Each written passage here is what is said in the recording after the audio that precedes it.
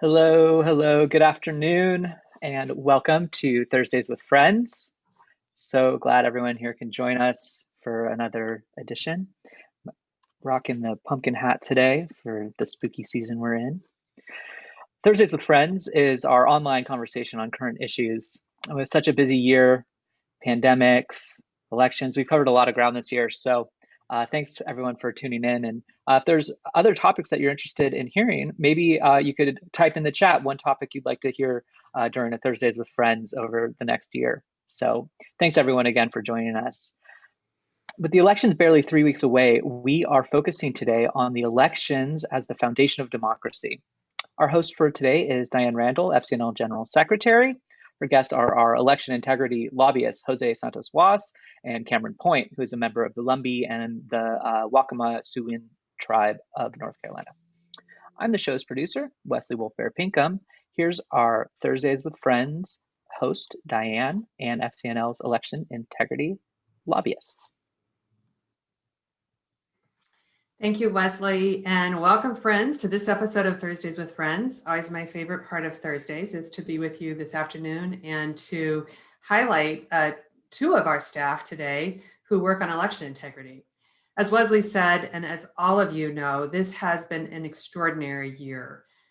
We have seen political leaders organizing campaigns of voter intimidations. We've seen efforts to purge voter lists. We've seen campaigns to spread disinformation about the security of mail-in ballots, including from the President of the United States. We've seen plans to reduce number of polling places and other efforts by other countries to sabotage our electoral process. So it is an extraordinary time. These problems are more than enough to cause despair for those of us who care deeply about the effort to rebuild our democracy. However, we know that the way to counter that despair is to act.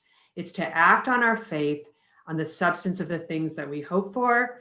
It's to act by voting, and it's to act by having the confidence in our voting system and to stay engaged after we vote. That's what we do. That's our business, is to stay engaged with lawmakers.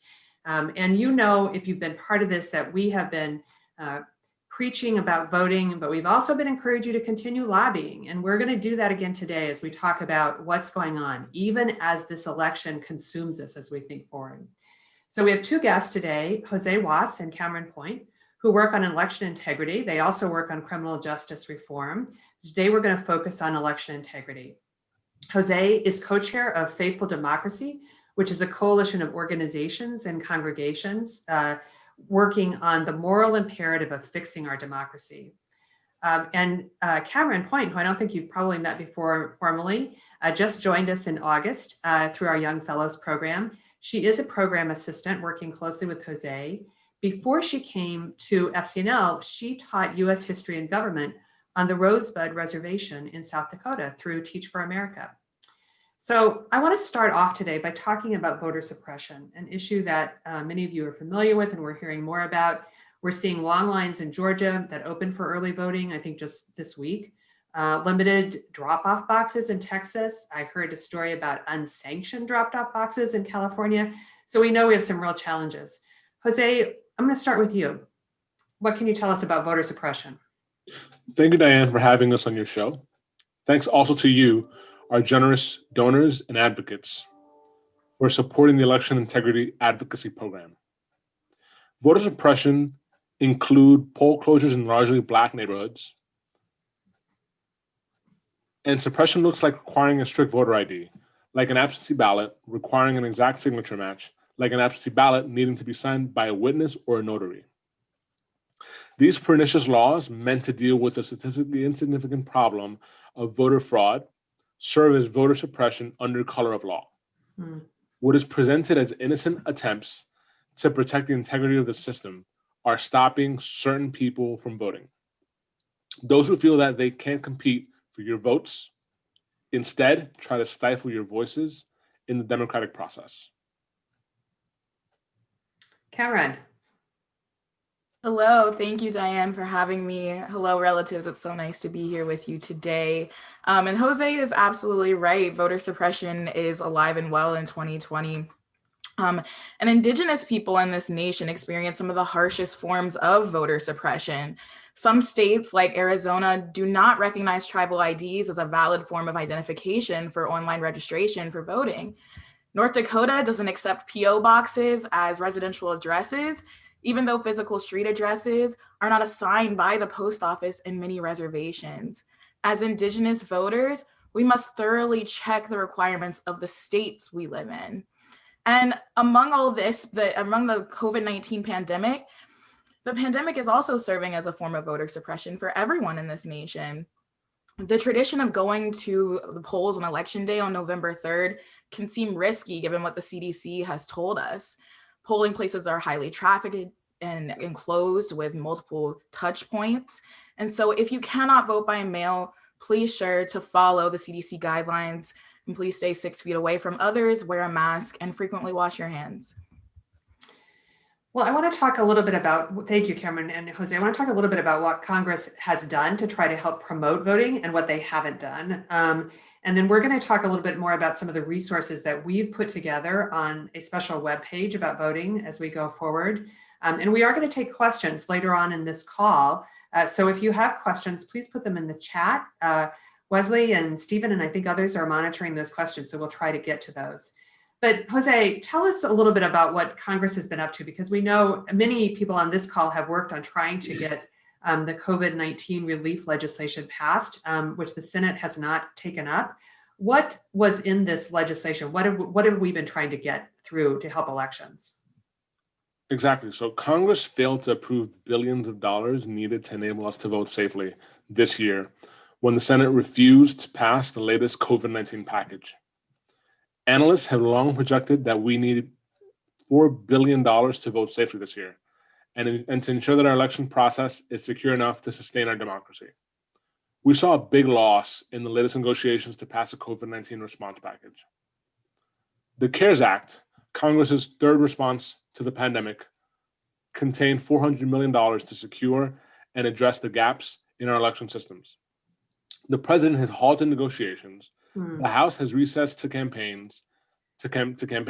but they have passed various iterations of a COVID package. The Senate feels more important to confirm a new Supreme Court justice than the welfare of the U.S. electorate. Right. And yet, despite these problems, we see people working to overcome voter suppression. We see voters turning out. In many places, voting has started already. And so while traditionally many of us think about the elections happening on a given day, that's actually changing. Kameryn, can you talk a little bit about what people are doing to vote safely? Absolutely. Well, early voting has already started in 42 states. Absentee ballots have been mailed in Virginia and DC. About 2 weeks ago, I did early voting. There was only 2 people in line in Virginia. So that if you're worried about the pandemic, I think early voting would be a great option. In Texas and Georgia, we already see lines of people casting their votes early. And for Indigenous voters to curtail some of the voting restrictions that I talked about earlier, if you have access to Wi-Fi, please let your relatives use it to register to vote online. Please plan to carpool for long drives to physical polling places that might be far from reservations. And please be prepared for delayed reception of mail-in ballots by applying for them early and getting them postmarked before you submit them, especially amongst the USPS delays we're seeing currently. It's very important that we have a high turnout for our Indigenous people. Nationwide, overall, the turnout for voters is expected to exceed previous records. In the 2012 presidential elections, approximately 138 million people voted, or 58.1% of the voting eligible population. Already in 2020, more than 14 million people have voted either through early voting or by mail-in ballot, and we're going to see that continue. So that is to be optimistic, but not to be comfortable. Please still encourage those to go out and vote. That's great. And, I'm just thinking that today you said 14 million people have already voted. Yesterday, when we were talking about this program, we were talking about 11 million people. And so even in a 24-hour period, we're just seeing more and more people coming out, which is very encouraging. And of course, you had some really good suggestions about this. We have, as indicated, we do have a web page that's dedicated for people to go to for resources, including resources of how to find out information about your own state, which I think will be helpful. And I think we'll get that up on the screen and share it with you. So you can use that as a source. Jose, I want to ask you to talk a little bit about this work with Faithful Democracy and what you're working on with that coalition. Well, all our faith traditions recognize the importance of elections in our democracy. We have been working with our faith and nonprofit partners in various coalitions to get out the vote, pray for clean elections, and put out resources that people of faith can use before, during, and after the elections. FCNL has curated a short list of these resources, and they are available at fcnl.org/elections2020. Our faith networks are trusted sources of information and election resources. And I'll also add that much of our work has been centered around making sure that there's a response and there's adequate information available to faith communities on what the election aftermath could look like, and also making sure that we reinforce the fact that we're likely not going to know the outcome of the election at midnight, at 11:59 p.m. on November 3rd. Right, and that's an interesting conversation, because I did also see headlines today saying, well, if we have this many people voting early, maybe we will know the results sooner.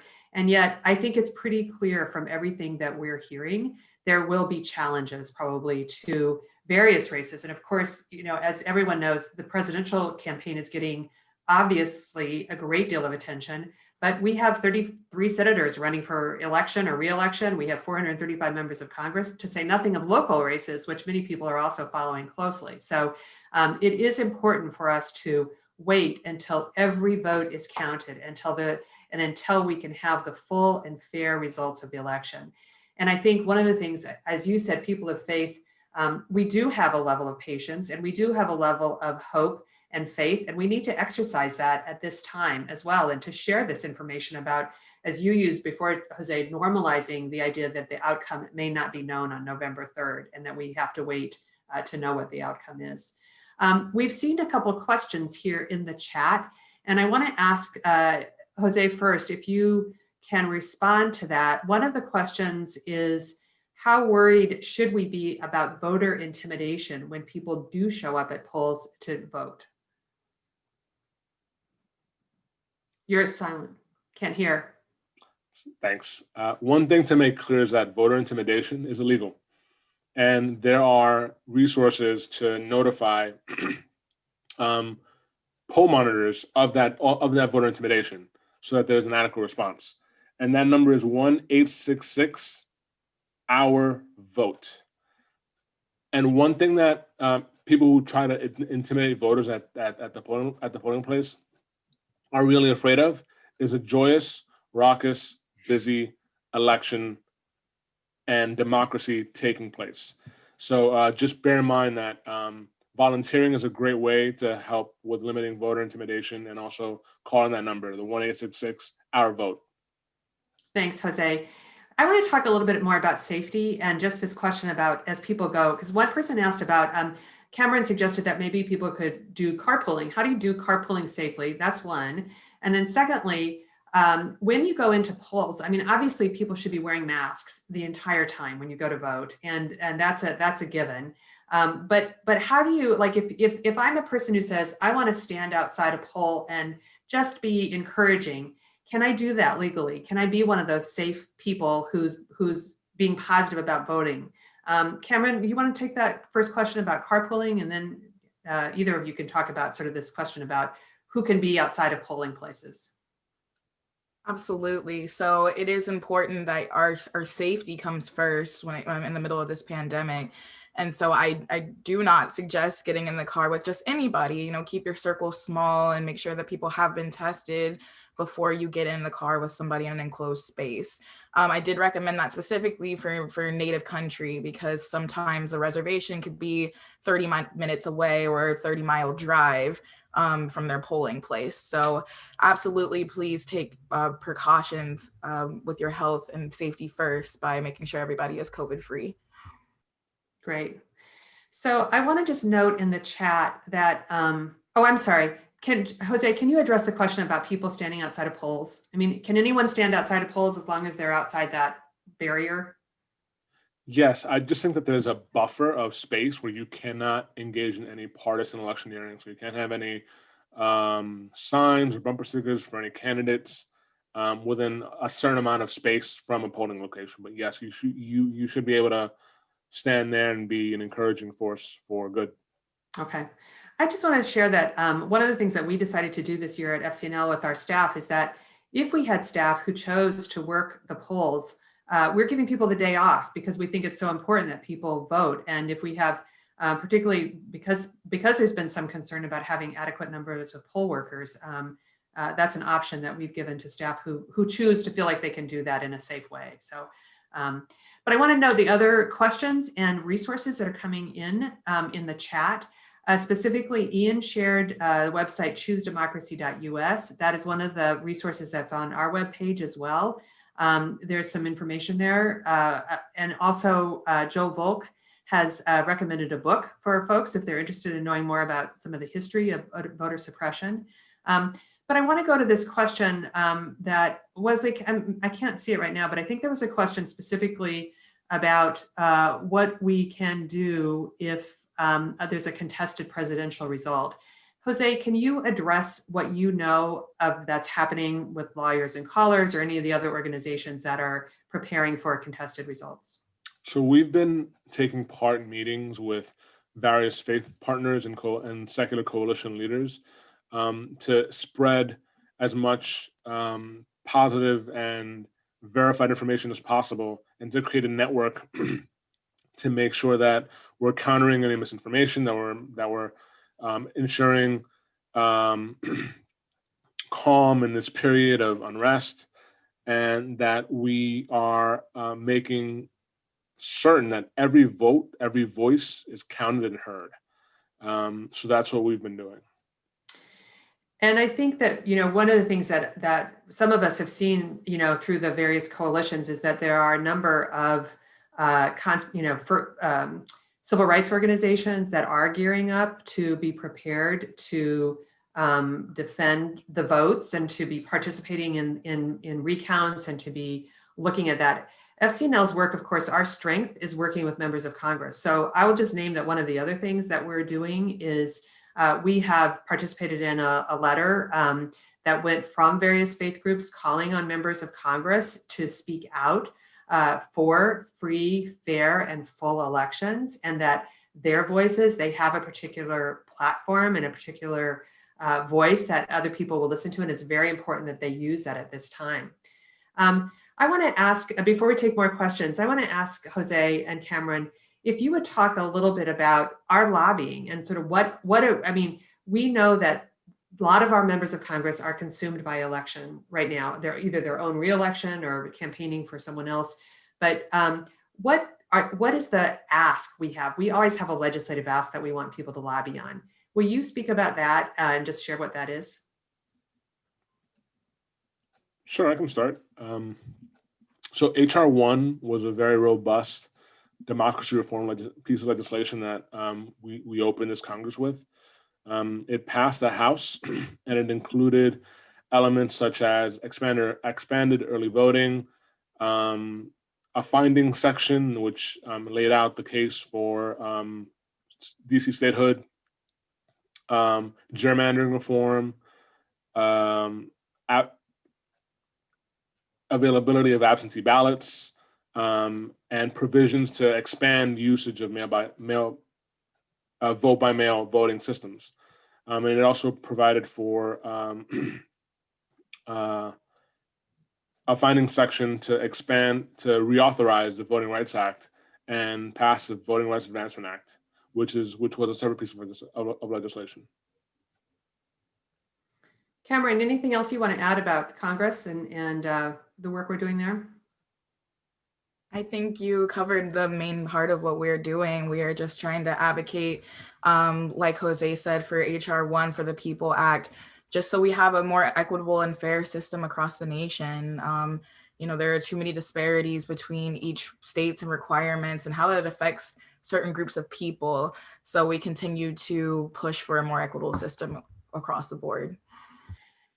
Thank you. And I will add that, just as we talked about, we know, in fact, Jim Kaysen, who's on this call, and I had this conversation earlier, that people who are running for public office are expected, they're expecting voters to ask them questions. And one of the questions that you can ask is about where they stand on HR 1. Where do they stand on trying to eliminate voter suppression? And where do they stand on the Voting Rights Act? These are questions. We have a page that has questions for candidates. So if you need the exact language, take a look at that. But talking to elected officials about your concerns now is actually a really good way to position us, because we at FCNL are planning for what's going to happen after the election.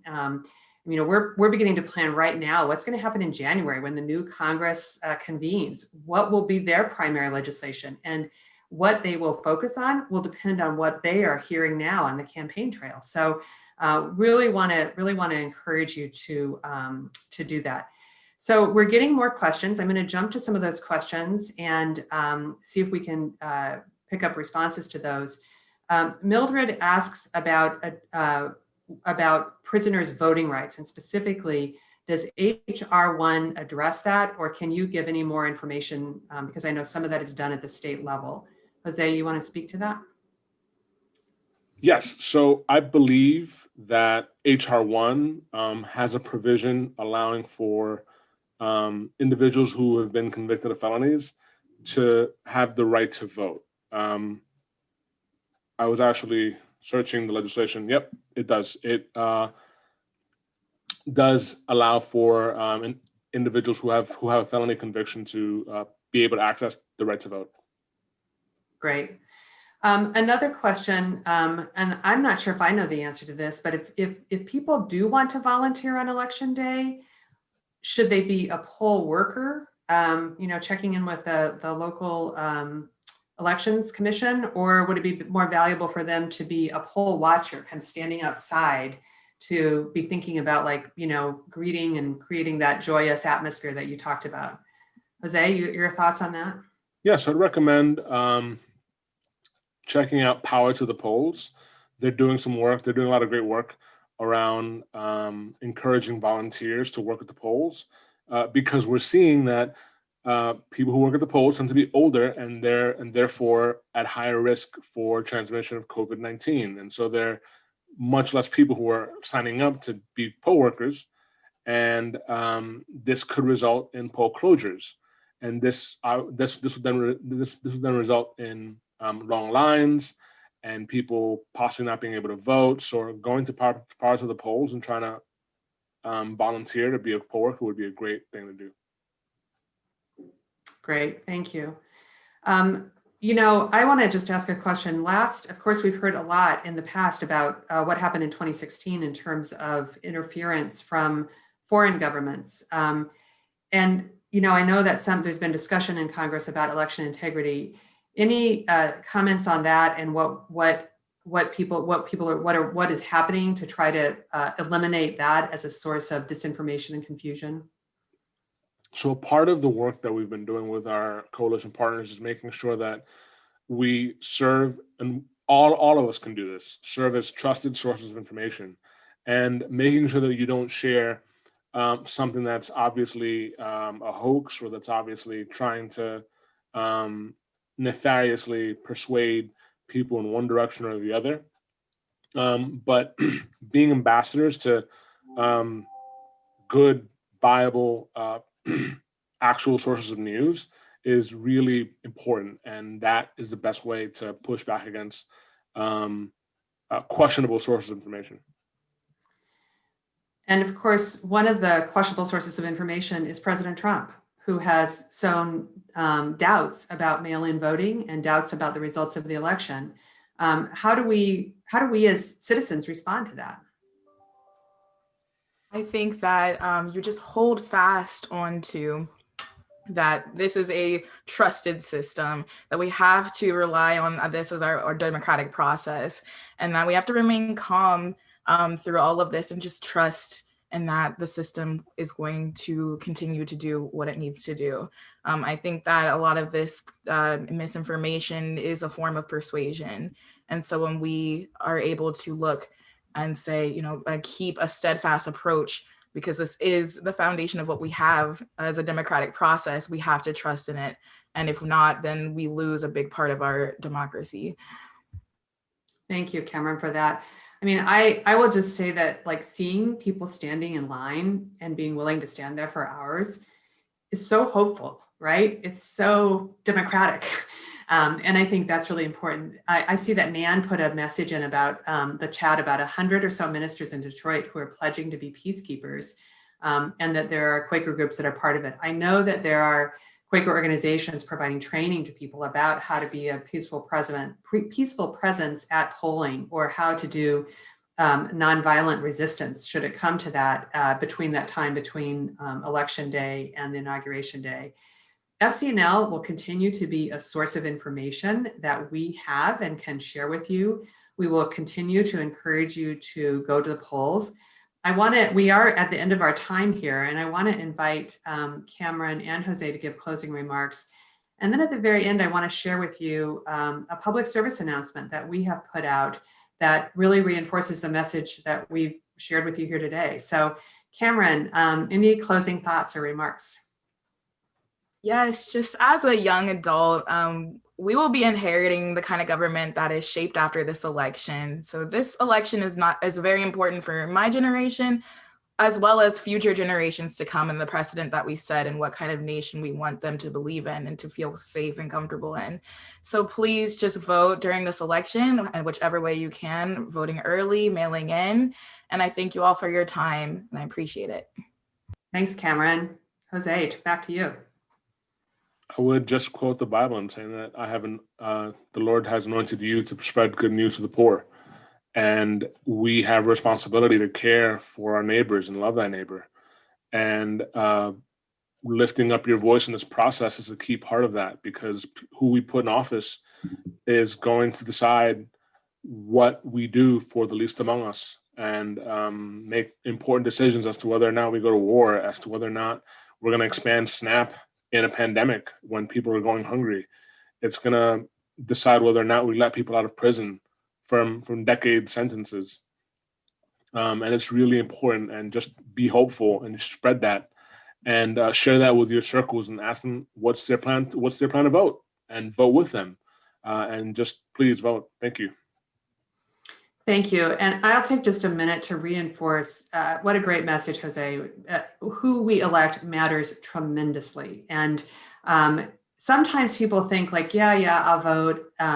But asking them if they have voted, and if they haven't yet voted, do they have a plan for voting? And do they know where they can get resources, to learn more about the election?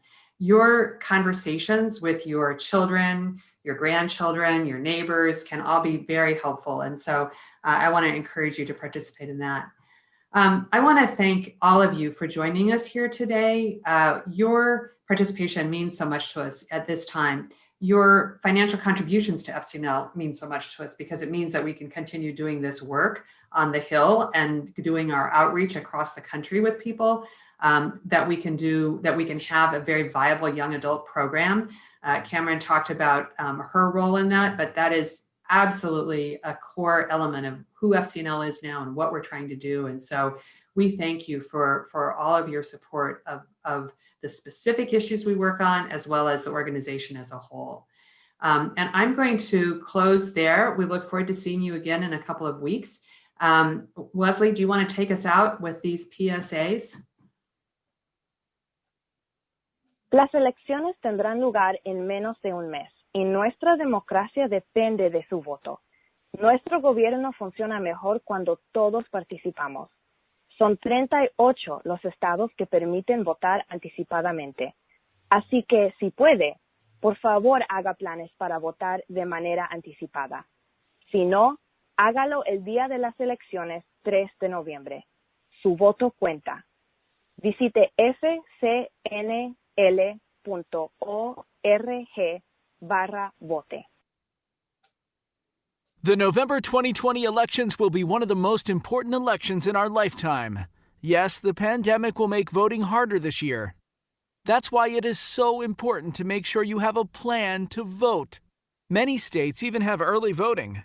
Get informed. Visit fcnl.org/vote to register to vote, check your registration status, and get your friends to vote. fcnl.org/vote.